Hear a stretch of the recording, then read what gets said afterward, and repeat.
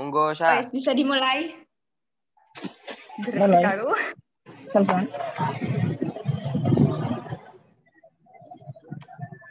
Baik, assalamualaikum warahmatullahi wabarakatuh.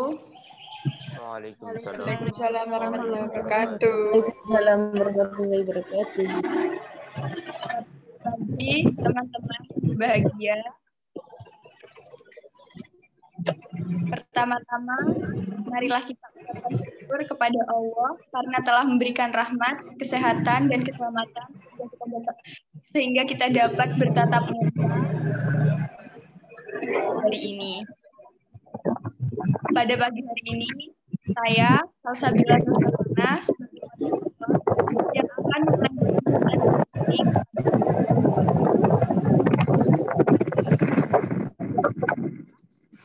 dan dasar negara Republik Indonesia. Sebelum diskusi dimulai, saya persilahkan kelompok 9 untuk mengenalkan anggotanya. Baik, Assalamualaikum warahmatullahi wabarakatuh. Perkenalkan, kami dari kelompok 9. Saya Lukman Hakim, NPM 2112. Saya Lutfiatus Salihah, NPM 2124.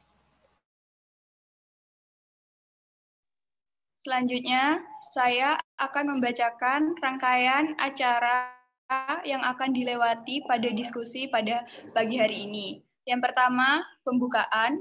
Kedua, pembacaan doa awal kuliah. Ketiga, penyajian materi. 4, sesi tanya jawab.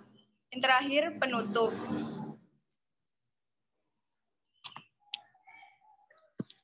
Acara yang pertama yaitu pembukaan. Marilah kita buka diskusi pada pagi hari ini dengan bacaan basmalah bersama. Bismillahirrahmanirrahim.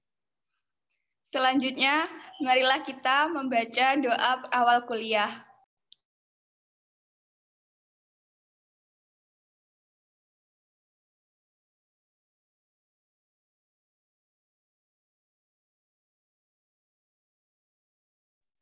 Mohon di-unmute semua.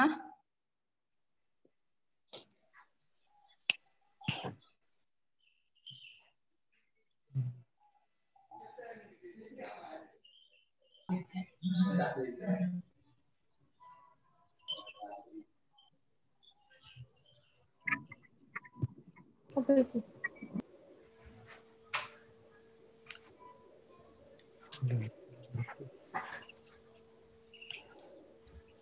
Doa awal kuliah. Al-Fatihah. A'udzu billahi minasyaitonir rajim.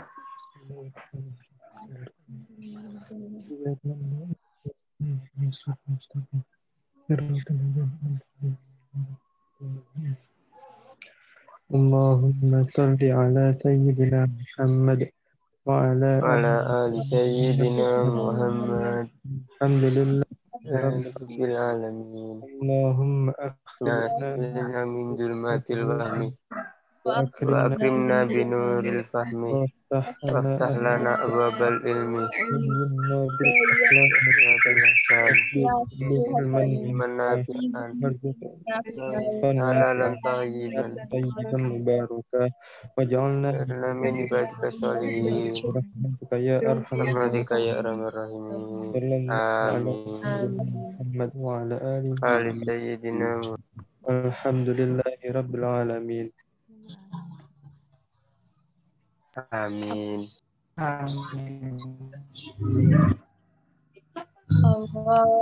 Allahumma sholli ala Nuril anwar. Masiril Absari wa tilatil aghyar. wa Nisa'il babil ya sayyidina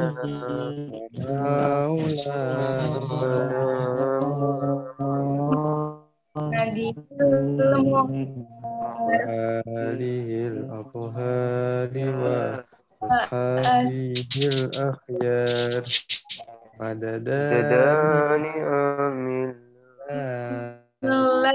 إفضالي عدد نعم الله وإفضالي.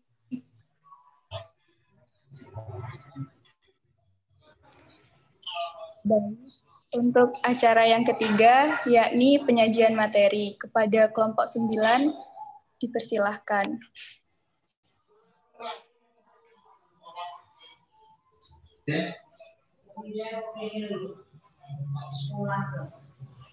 Baik, di sini Assalamualaikum warahmatullahi wabarakatuh. Baik, di sini dari kelompok 9 yang menerangkan materi Undang-Undang Dasar Negara Republik Indonesia.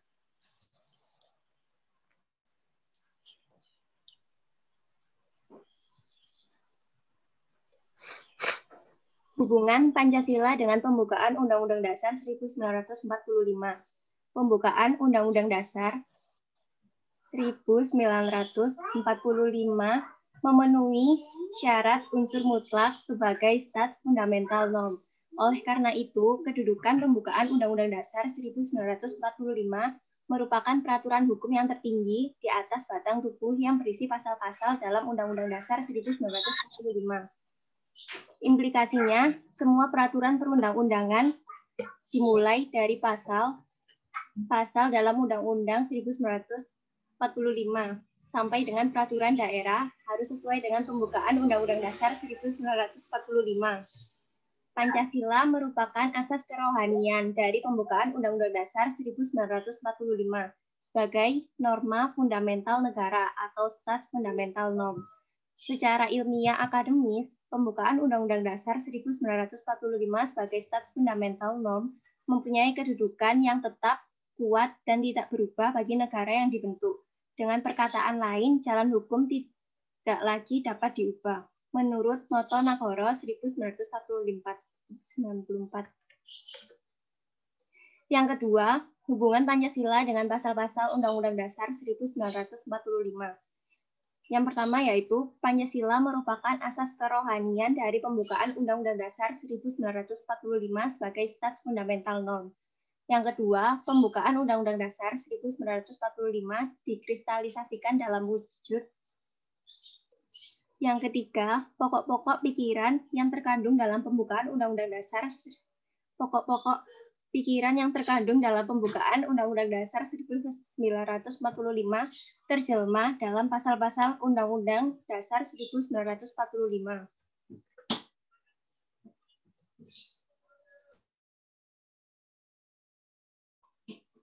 Hukum dasar tertulis, yaitu Undang-Undang Dasar. Sifatnya yaitu tertulis, maka rumusannya jelas, merupakan satu hukum positif yang sifatnya mengikat pemerintah dan lembaga lain sebagai penyelenggara negara, maupun mengikat setiap warga negaranya. Yang kedua, singkat dan supel, karena memuat aturan-aturan pokok bagi setiap kali harus dikembangkan sesuai dengan perkembangan zaman, serta memuat hak-hak asasi manusia. Yang ketiga, memuat norma-norma, aturan-aturan serta ketentuan-ketentuan yang dapat dan harus dilaksanakan secara konstitusional. Yang keempat, aturan hukum positif. Undang-Undang Dasar 1945 merupakan aturan hukum positif yang tertinggi. Di samping itu, sebagai alat kontrol terhadap norma-norma hukum positif yang lebih rendah dalam hierarki tertib hukum Indonesia. Hukum dasar tidak tertulis yaitu atau konvensional merupakan kebiasaan yang berulang kali dan terpelihara dalam praktek penyelenggara negara.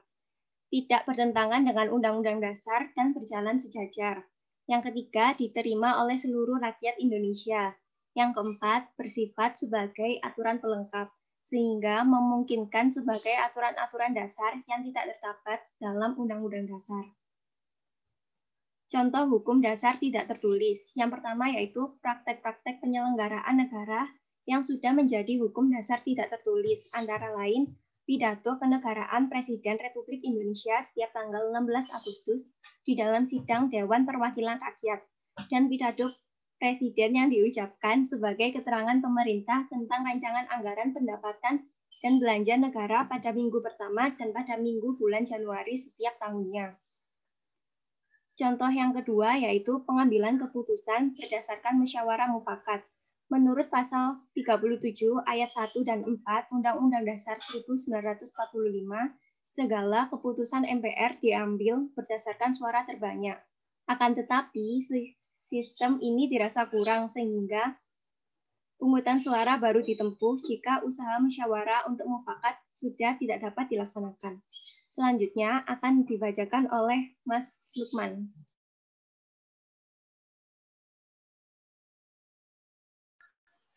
Selanjutnya adalah Amandemen Undang-Undang Dasar 1945. Kesepakatan dasar untuk merubah Undang-Undang Dasar 1945 yaitu pertama, tidak mengubah pembukaan Undang-Undang 1945. Dua, tetap mempertahankan Negara Kesatuan Republik Indonesia. Tiga, mempertegas sistem pemerintahan presidensial. Empat, melakukan perubahan dengan cara adendum. 5. Penjelasan Undang-Undang Dasar 1945 yang memuat hal normatif akan dimasukkan ke dalam pasal-pasal batang tubuh. Bisa dikatakan batang tubuh. Lanjutnya, Mbak. Amandemen Undang-Undang Dasar 1945. Yang pertama, amandemen pertama meliputi 9 pasal 26 ayat yang ditetapkan pada tanggal 19 Oktober 1999. Amandemen kedua meliputi 7 bab yang ditetapkan pada tanggal 18 Agustus 2000. Amandemen ketiga terbesar dalam 7 bab yang ditetapkan pada tanggal 9 November 2001. Amandemen keempat meliputi 19 pasal ditetapkan pada tanggal 10 Agustus 2002.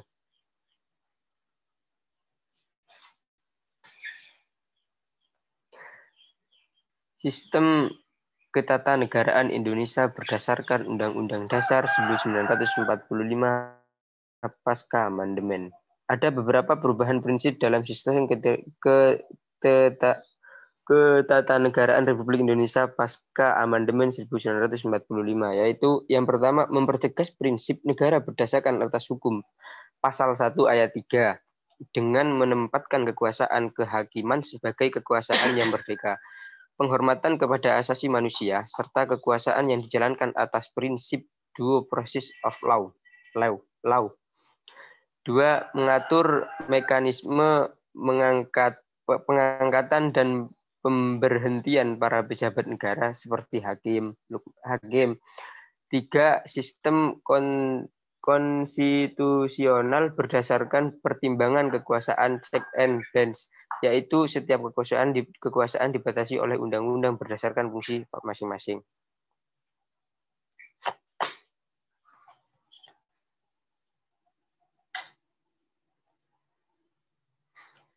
Sistem ketatanegaraan Indonesia berdasarkan Undang-Undang 1945 pasca amandemen. Ada beberapa perubahan prinsip dalam sistem ketatanegaraan Republik Indonesia pasca amandemen 1945, yaitu 1.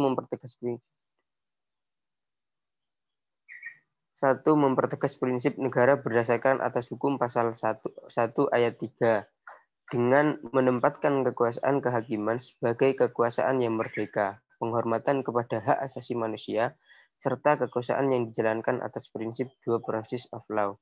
2. Mengatur mekanisme pengangkatan dan pemberhentian para pejabat negara seperti hakim. 3. Sistem konstitusional berdasarkan pertimbangan kekuasaan. Check and balance, yaitu setiap kekuasaan dibatasi oleh undang-undang berdasarkan fungsi masing-masing.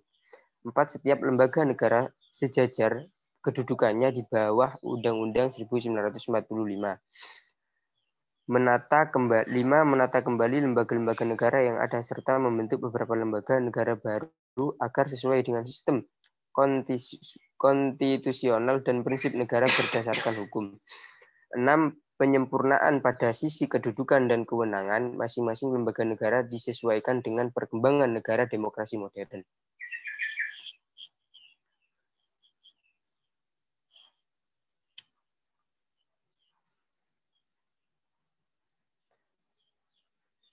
Kontribusi umat Islam dalam perundang-undangan di Indonesia. Kontribusi umat Islam dalam perumusan dan penegakan hukum pada akhir-akhir ini semakin tampak jelas dengan diundangkannya beberapa peraturan perundang-undangan yang berkaitan dengan hukum Islam. Seperti Undang-Undang Republik Indonesia Nomor 1 Tahun 1974 tentang Perwakilan.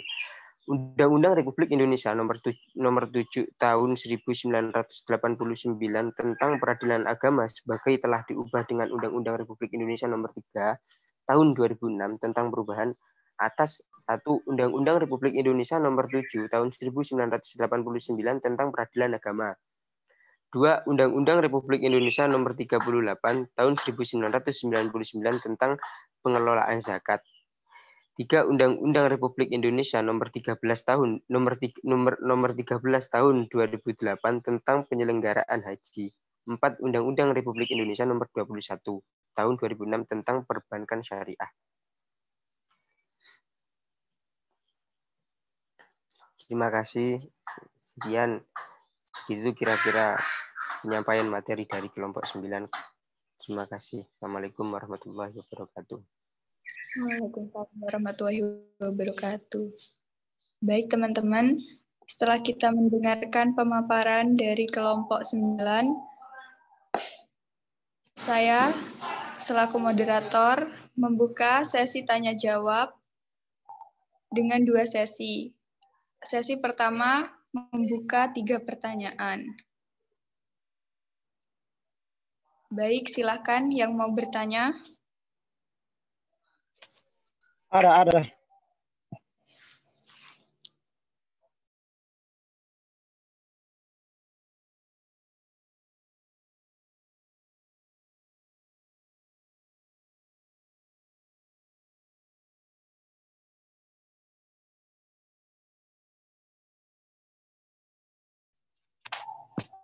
Kepada teman-teman dipersilahkan untuk bertanya kepada kelompok 9.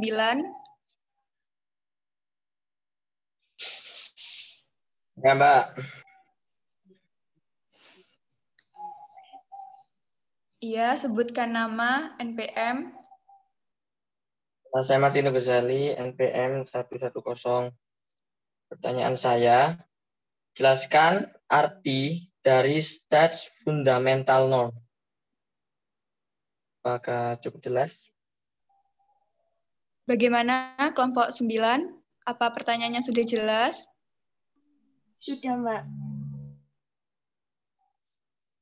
Baik, terima kasih. Terima kasih, Mas Martino. Ya, Mbak. Sama-sama. Saya mau tanya, Mbak. Iya, silahkan sebutkan nama serta MPM.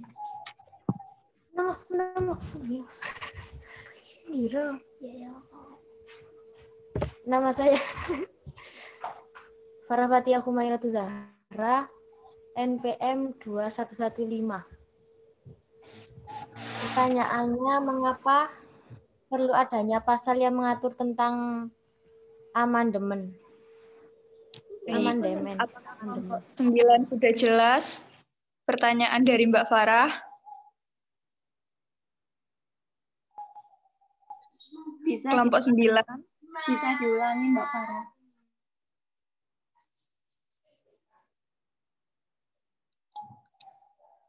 Mbak Farah bisa mengulangi pertanyaannya?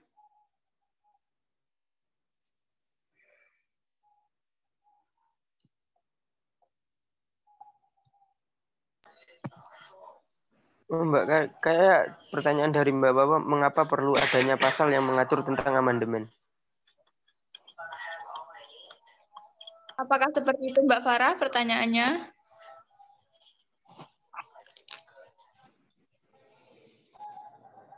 Kenapa, Mbak?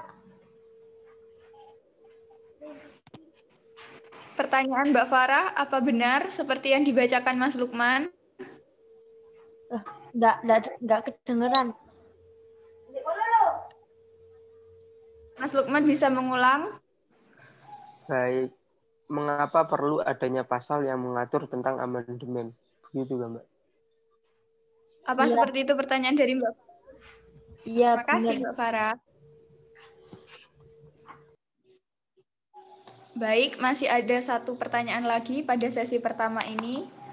Pada teman-teman yang ingin bertanya, dipersilahkan. Saya mau bertanya. Iya, Mbak, silahkan sebutkan nama serta NPM. Nama saya Khairunisa, NPM 117. Pertanyaannya, apa hubungan Undang-Undang 1945 Ada pertanyaan. secara keseluruhan dengan Pancasila? Apakah kelompok 9 sudah jelas? Sudah, Mbak. Nama unit STWS 215. Terima kasih. Mas Yanito, untuk pertanyaannya yang sesi pertama sudah cukup.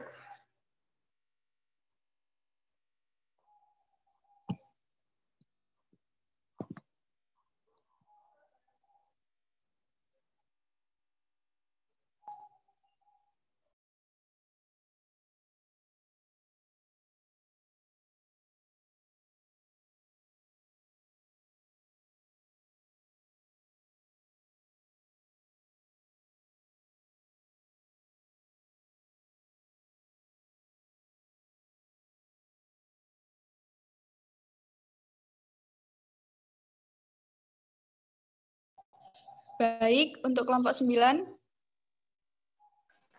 Saya ingin menjawab pertanyaannya Mbak Wawa, Mbak Farah.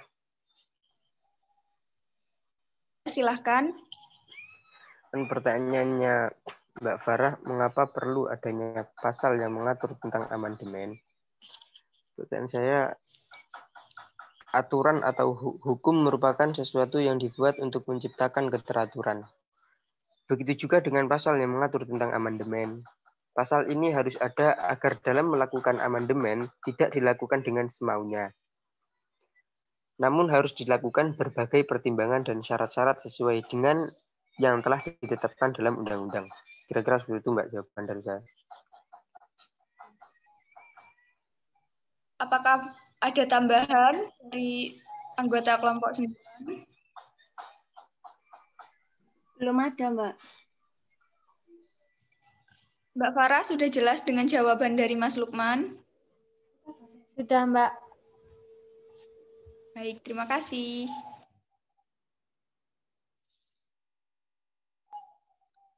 Silakan, mungkin masih ada yang ingin menambahkan dari pertanyaan Mbak Farah? Dari teman-teman yang lain?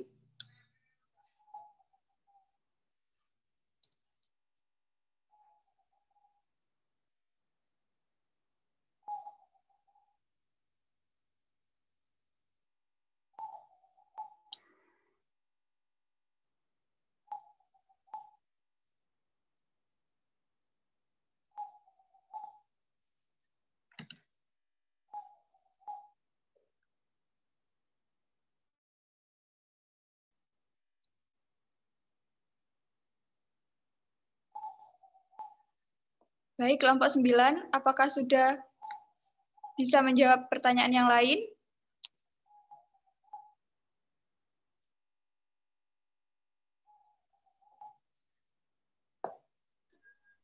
Saya mau menjawab pertanyaan dari Mas Martino. Baik, silakan, Mbak. Yang dimaksud stats fundamental norm adalah norma yang merupakan dasar bagi pembentukan konstitusi atau undang-undang dasar dari suatu negara. Posisi hukum dari stats fundamental norm ini adalah sebagai syarat bagi berlakunya suatu konstitusi. Sudah, Mbak. Apakah Mas Martino sudah jelas? Mbak, terima kasih. Sama-sama.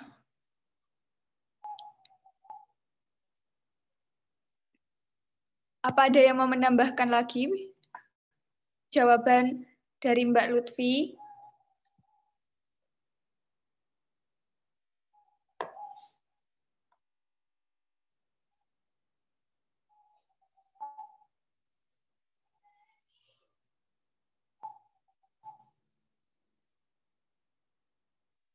Baik, jika tidak ada, silahkan kelompok 9 lanjut menjawab pertanyaan dari Mbak Nisa. Saya akan menjawab pertanyaan dari Mbak Nisa.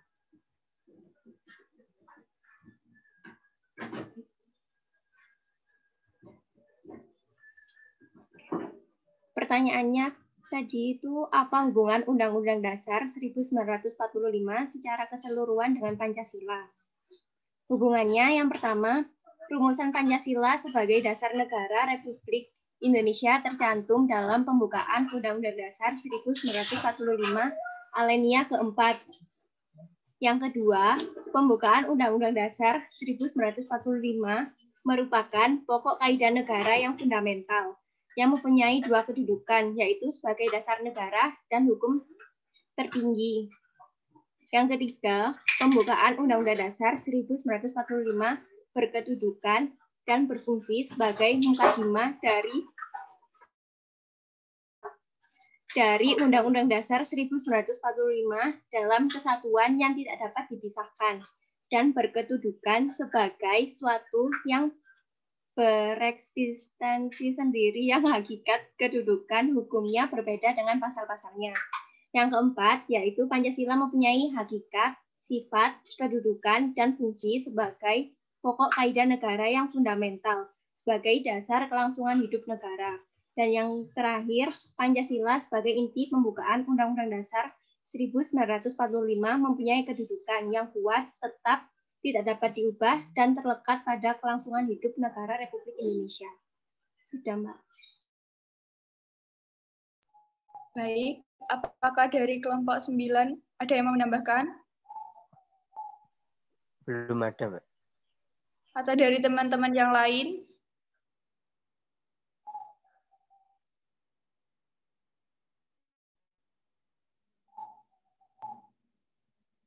Baik, apakah Mbak Nisa sudah jelas jawaban dari Mbak Lutfi? Iya, Mbak, sudah. Terima kasih. Baik, selanjutnya saya akan membuka pertanyaan sesi kedua. Pada sesi ini, saya membuka 3 pertanyaan lagi. Silakan kepada teman-teman yang mau bertanya. Saya mau bertanya, Mbak.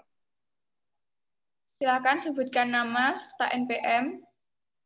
Saya dapat Firmansyah, NPM 114. Pertanyaannya, Mas. Apa sebab dilakukannya amandemen UUD 1945? Apakah kelompok 9 sudah jelas?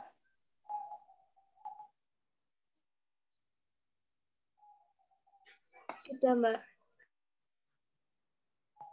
Baik, terima kasih Mas Dava. Ya.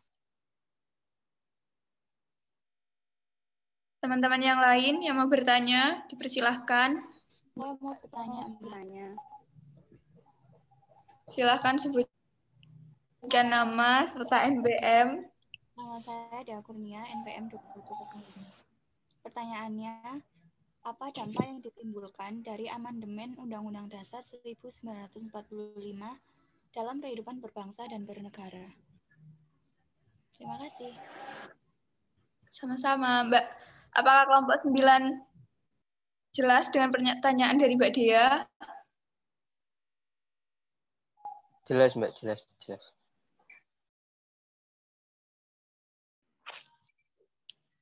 Baik, masih ada sisa 1 pertanyaan lagi pada teman-teman. Mbak, saya mau bertanya. Baik, silahkan sebut nama serta NPM. Nama saya Nungki Rahma, NPM 118. Pertanyaannya, seperti apa tanggapan masyarakat terhadap hasil amandemen UUD 1945? Sudah, terima kasih. Apa Mbak 9? Mbak, Sudah jelas?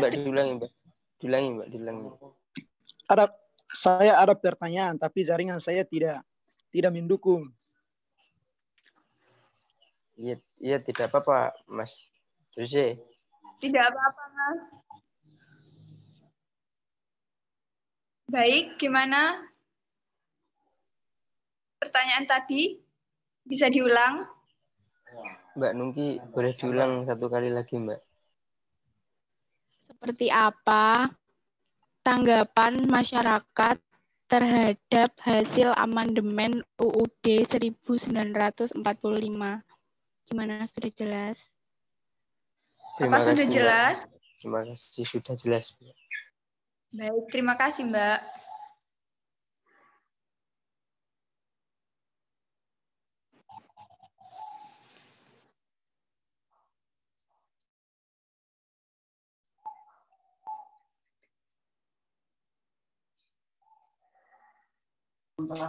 Saya akan menjawab mulai dari pertanyaannya Mbak Dea, Mbak.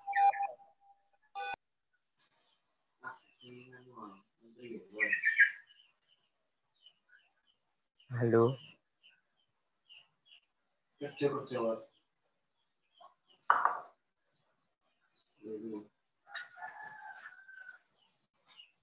Halo. Bro, saya ada pertanyaan. Iya, Mas Esteves, bentar dulu. Ini mau jawab pertanyaannya satunya lagi.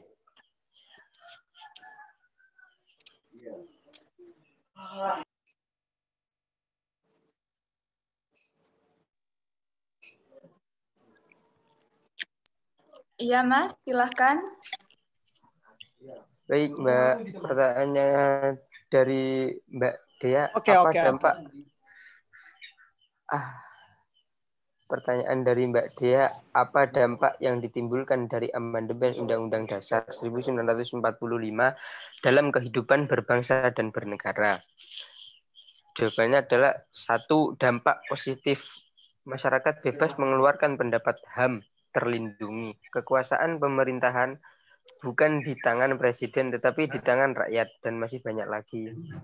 2, dampak negatif. Dengan kebebasan mengeluarkan pendapat, terdapat sebagian masyarakat yang benar berani melakukan pelecehan terhadap presiden. Itu dampak negatifnya, Mbak. Menteri dan lain-lain. Dengan alasan melindungi HAM, banyak kejadian yang sangat keterlaluan dilakukan oleh anggota masyarakat. Salah satu contohnya yaitu ketika guru memberikan sanksi kepada muridnya, lalu pihak orang tua menuntut baik guru tersebut. Kira-kira seperti itu, Mbak, jawaban buat Mbak Dea. Apakah masih ada tambahan jawaban dari kelompok 9 atau dari teman-teman yang lain?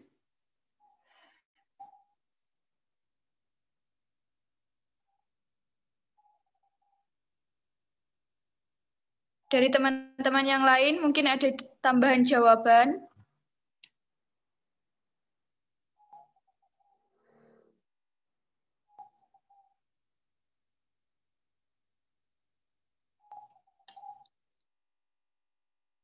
Apakah suara saya kurang jelas?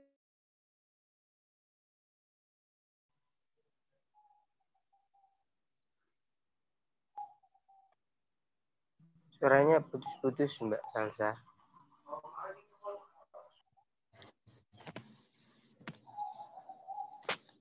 Apakah ada tambahan jawaban dari teman-teman yang lain?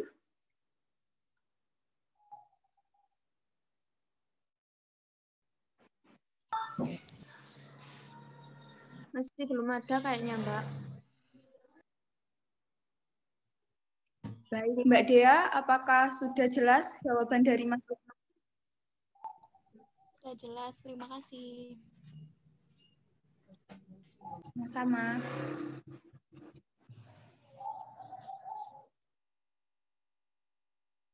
Lanjut kepada kelompok 9. Bisa menjawab pertanyaan dari teman-teman yang lain.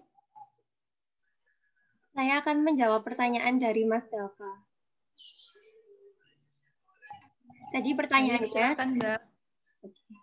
pertanyaannya, apa sebab dilakukannya amandemen Undang-Undang Dasar 1945?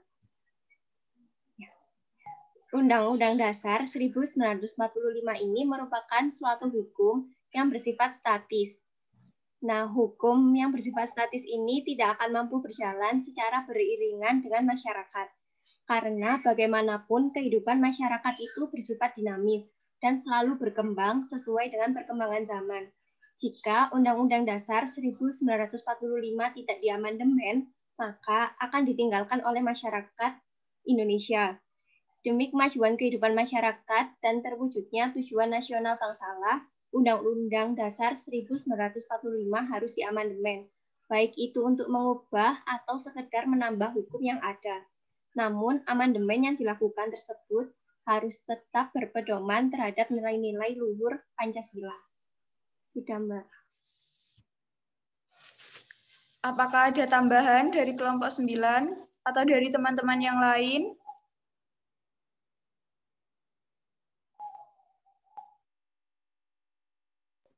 Dari kelompok 9 belum ada. Dari teman-teman yang lain, apakah ada tambahan jawaban? Saya, Mbak, ingin menambahkan sedikit. Ya, silakan, Mbak. Nama serta NPM. Nama saya Intan Ainur Rahman, NPM 2108. Saya ingin menambahkan, dengan adanya amandemen UUD, maka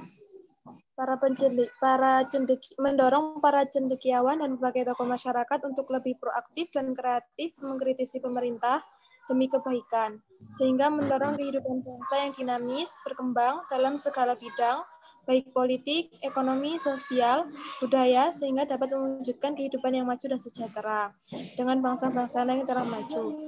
Dan karena juga UUD 1945 merupakan hukum dasar tertulis yang dijadikan landasan dalam penyelenggaraan negara, maka harus sesuai dengan aspirasi tuntutan kehidupan masyarakat Indonesia. Sekian, Mbak. Baik, apakah ada tambahan lagi dari teman yang lain?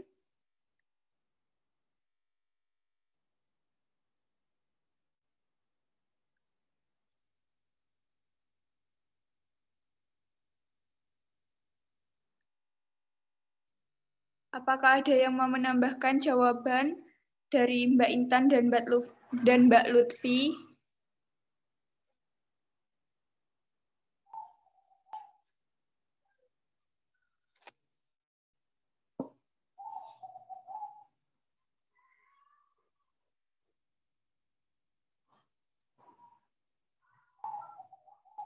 Baik, apakah Mas Dava sudah mengerti jawaban dari Mbak Intan dan Mbak Lutfi? Sudah mengerti, terima kasih. Sama-sama. Baik, kepada kelompok 9, dipersilahkan menjawab pertanyaan selanjutnya. Saya akan menjawab pertanyaan dari Mbak Nungki.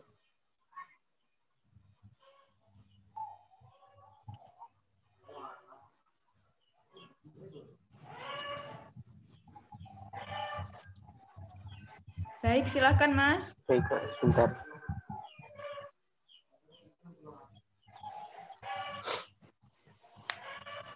Pertanyaan dari Mbak Nungki, seperti apa tanggapan masyarakat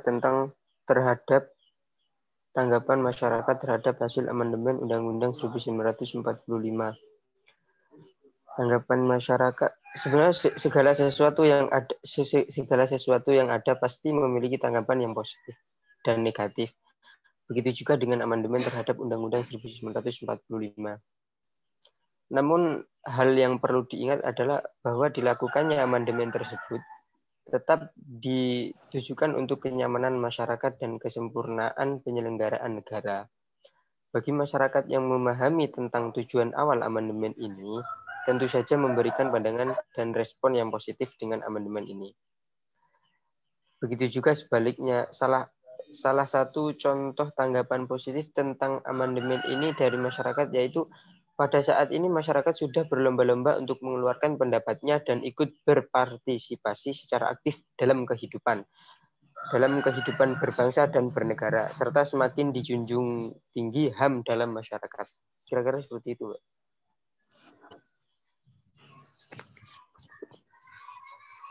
Apakah ada tambahan dari kelompok 9 atau dari teman-teman yang lain?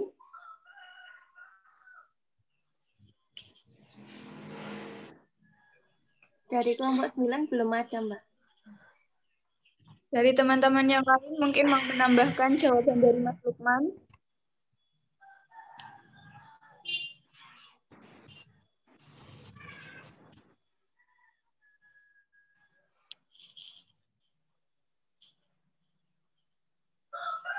Apa tidak ada yang ingin menambahkan jawaban dari Mas Lukman?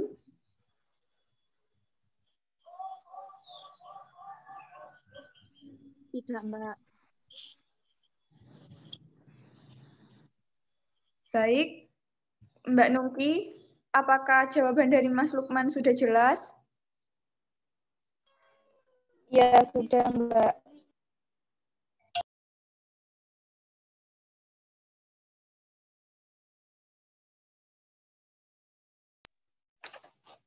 Baik, demikian diskusi pada pagi hari ini. Saya selaku moderator, mohon maaf apabila ada kesalahan.